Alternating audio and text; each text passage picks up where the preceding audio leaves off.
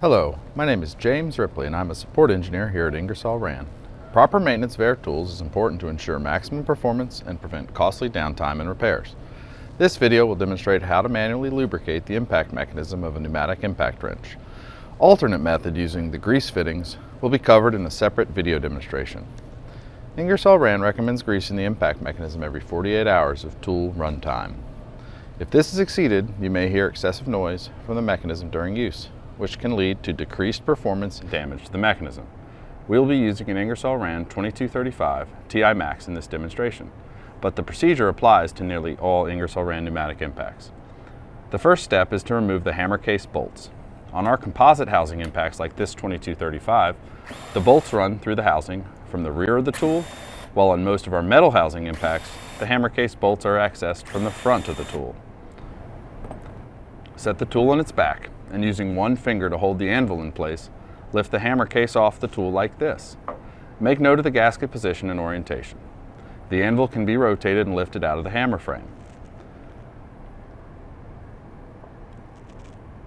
Next, the hammers can be removed from the hammer frame by removing the hammer pins and sliding the hammers from the frame. Make note of the location and orientation of all these parts for reassembly.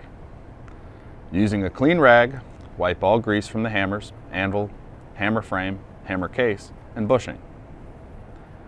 Apply a light coating of grease to the hammers and hammer frame and reassemble with the hammers in their original position.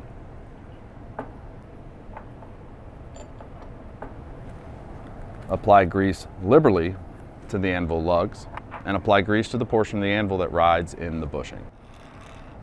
Reinstall the anvil into the hammer frame and reinstall the hammer case, noting the position and orientation of the gasket.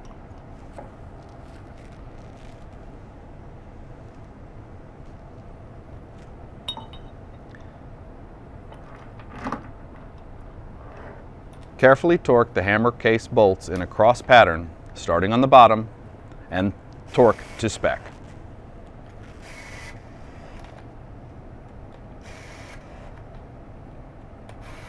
Wipe any excess grease from the outside of the tool, verify that the anvil rotates freely, and your Ingersoll Rand impact is now lubricated and ready for another 48 hours of use.